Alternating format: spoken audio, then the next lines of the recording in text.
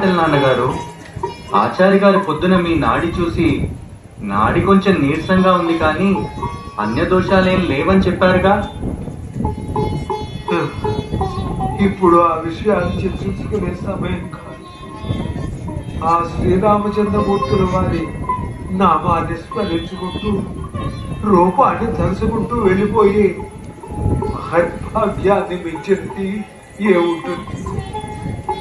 అదే మృత్యోర్మహాపుణ్యమైన అమృత తుల్యమైన మరణం.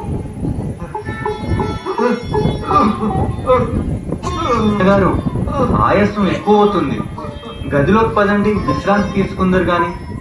నేను ఆ శ్రీరామచంద్ర ప్రభువుకి మీ విషయం విన్నవించుకుంటాను. వద్దు వద్దు, ఆ విషయం చెబుదామని పిలిచాను. భగవంతుడిని ఎప్పుడు ఏమి అడగవద్దు. అదేంటి నాన్నగారు, మన విన్నపాలు వినే కదా భగవంతుడు స్పందిస్తాడు. అదే అజ్ఞానం.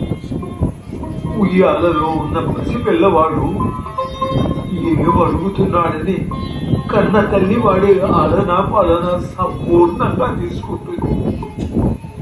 భగవంతుడు సర్వాంతర్యామి సర్వజ్ఞుడు అన్న ఎరుకతో మసలుకో. అందుకనే శ్రీకృష్ణ పరమాత్మ అనన్యాశ్చిత్తయంతో ఏ జనా పరిపాసతే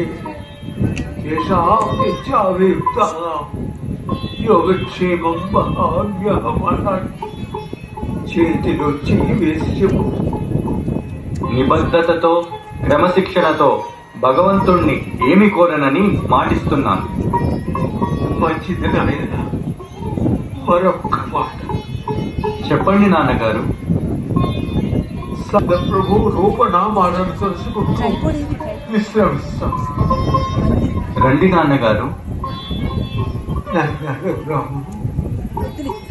నీ భార్య అన్నాడు ఎప్పుడు వచ్చేది?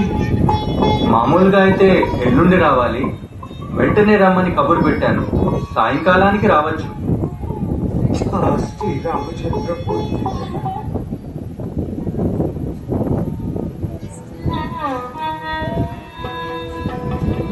అండాళ్ళు అండాళ్ళు. ఏమండి, ఎందుకు పిలిచారు? నాన్నగారు పోయి సంవత్సరం అయినట్టే అనిపించట్లేదు. రోజు పక్కన కూర్చొని హితబోధ చేస్తున్నట్టే అనిపిస్తోంది. అవునండి, నన్ను కోడలుగా కాకుండా కన్న కూతురి కన్నా ఎక్కువగా అమ్మ అండాలు అమ్మ అండాలు అని ఆప్యాయంగా పిలిచే పిలుపు ఇంకా నా చెవుల్లో మారుమోగుతూనే ఉంది. అవునా అండాళ్ళు, రామచంద్రమూర్తి వారి అనుగ్రహంతో మీ సహకారంతో నాన్నగారి ఏడూర్లు ఎటువంటి ఇబ్బంది లేకుండా నిరాటంకంగా జరిగినాయి. మావయ్య గారు శ్రీ రామచంద్ర ప్రభు వారి ప్రగాఢ భక్తులు. మనసా వాచా కర్మణ వారి ప్రతిచర్య ధర్మబద్ధంగా ఉండేది. భక్తుల కార్యాన్ని సఫలం చేయటానికి భగవంతుడు ఎప్పుడూ ఆపన్న హస్తాన్ని అందిస్తూనే ఉంటాడుగా. నాన్నగారి శిక్షణలో రామతత్వాన్ని బాగానే ఆకలింపు చేసుకున్నావు. అన్నట్టు నీతో ఒక ముఖ్యమైన విషయాన్ని సంప్రదిద్దామని పిలిచాను. ఏమిటో సంప్రదించాల్సినంత ముఖ్యమైన విషయం? శ్రీరామచంద్ర ప్రభువుల దివ్య మంగళ స్వరూపాన్ని తనివి తీరా దర్శించుకోవాలని మనసు తహతహలాడుతుంది. ఎంత మంచి ఆలోచన! ఇందులో సంప్రదించడానికి ఏముంది? ఎప్పుడు బయలుదేరదామంటారు? మనోజయంతో మాండవ్యం అన్నట్లు రేపే బయలుదేరదామని. కాకపోతే కాలినడకన. కాలినడకనా? అలా నీరసపడిపోతే ఎట్లా? మనమేమన్నా కాశీకి వెళ్తున్నావా? 30 మైళ్ళ దూరంలో ఉన్న భద్రాచలానికేగా. నిన్నటి దాకా మీరు మామయ్య గారి ఏడూర్లతో హైరాణ పడ్డారు కదా అని. మీరు వెళ్దామంటే నేను సిద్ధమే.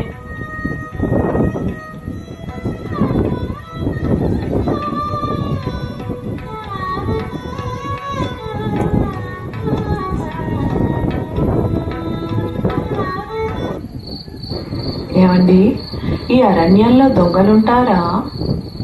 ఉంటే ఉండని, మనకేం భయం? మార్చుకోవటానికి జత బట్టలు సంచిలో పెట్టుకొని బయలుదేరాం. అది కాదండి, మావయ్య గారు సంపద మీద వ్యామోహం వద్దన్నారని మా పుట్టింటి వాళ్ళు నాకిచ్చిన బంగారు గ్లాస్ని హుండీలో వేద్దామని తెచ్చానండి. ఎంత పని చేసావా అంటాళ్ళు? ఏది ఆ బంగారు గ్లాస్ ఇవ్వు. రామార్పణం.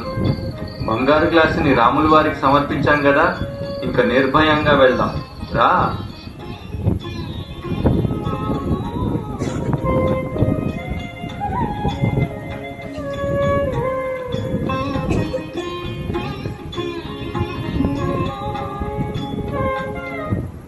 ఉదయం దర్శన సమయం మధ్యాహ్న హారతితో ముగుస్తుంది. అలా కూర్చుని పోయారేంటి? భద్రాచల ప్రయాణాన్ని కాలినడికన అంటే తేలిగ్గా కొట్టిపడేశాను, కానీ కాస్త కష్టంగానే అనిపిస్తుంది. కాసేపు పడుకుంటాను. మరి భోజనం? ఏకాదశి ఉపవాసాలు మనకు అలవాటేగా. ఏం తినకుండా పడుకున్నారు. నీరసం వస్తుందో ఏమిటో. కళ్యాణ రామ కరుణాంతరంగా నీ దాసాను దాసుడైన నా భర్త ఆహారం లేక శక్తి ఉడిగి నీరసంగా పడుకొని పోయాడు.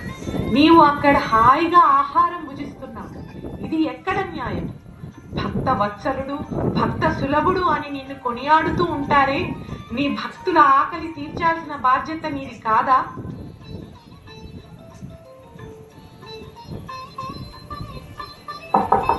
రఘురామ్ గారు, రఘురామ్ గారు, రఘురామ్ గారు ఉన్నది ఈ గదేనా అండి? నేను భద్రాచల దేవాలయం నుండి వచ్చాను. శ్రీరామచంద్రుల వారి ఆజ్ఞ అయినదట. ప్రధాన పూజారి గారు స్వామివారి అన్నప్రసాదాన్ని మీకు పంపారు, స్వీకరించండి. అయ్యా, నాకు భోజనం కావాలని ఆ శ్రీరామచంద్ర ప్రభువుల్ని అర్థించలేదు. నేను కోరకుండానే పంపే అధికారం భగవంతుడికి సహితం లేదు. ఇది ఎలా జరిగిందో నాకు అవగతం కాకుండా ఉంది. భగవతాజ్ఞతో ప్రధాన పూజారి గారు పంపారంటున్నారు కదా, కనుక తప్పకుండా స్వీకరిస్తాను. అందుకో అండాళ్ళు. భక్తాగ్రసులకు నమోవాకములు. శుభం భూయాత్. సదా దైవ సేవలో పునీతులవుతున్న పుణ్యజీవులకు కృతజ్ఞతలు. సాయంత్రం దర్శనానికి వచ్చినప్పుడు ప్రధాన పూజారి గారిని కలుసుకొని విశేషాలను తెలుసుకుంటాను. ఆండాళ్ళు, నా ఆకలి గురించి భగవంతుడికి నువ్వు విన్నవిచ్చావు కదూ? అవునండి, మీరు ఆకలితో నీరసంగా పడుకుని పోతే తట్టుకోలేక. ఆండాళ్ళు, ఒక విషయం గుర్తుంచుకో. అడుగుతే ఇచ్చేవాడు ప్రభుడు, అడగకనే అంతరంగం ఎరిగి ఇచ్చేవాడు విభుడు అని నాన్నగారు పదే పదే చెప్తూ ఉండేవాళ్ళు. వారి ఆఖరి సందేశం కూడా భగవంతుణ్ణి ఎప్పుడూ ఏమీ అడగద్దు అని. నేను ఊరి నుంచి రాగానే ఈ విషయం చెప్పాను. ఆ నిబద్ధత నేను పాటించనేమోనని చేతిలో చెయ్యి వేయించుకొని వాగ్దానం తీసుకున్నాను. కాబట్టి ఎట్టి పరిస్థితుల్లోనూ వాగ్దాన భంగం కానియను. జరిగిన దాని గురించి వదిలే. ఇకపై నువ్వు కూడా భగవంతుణ్ణి ఏమీ అడగనని చేతిలో చెయ్యి వేసి చెప్పు. భగవంతుని సర్వజ్ఞత పట్ల దృఢ విశ్వాసంతో భగవంతుణ్ణి ఏమీ అడగను. ఆహా, ఎంత ప్రశాంతంగా ఉంది. మన మనసులు మరింత స్థిరం చేసుకోవటానికి, నిబద్ధతతో మసులుకోవటానికి అనువుగా నాన్నగారు ఎప్పుడూ పాడుకునే తత్వగీతాన్ని స్మరించుకుందాం. అడుగకవే మనసా,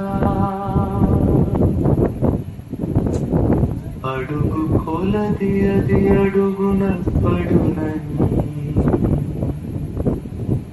అడుగకున్న పనివడిగా నగునని, అడుగకవే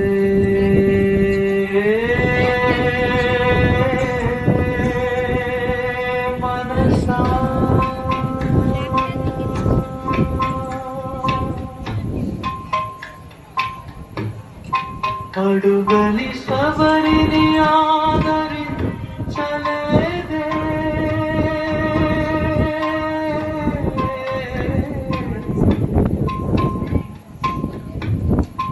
అడుగక తన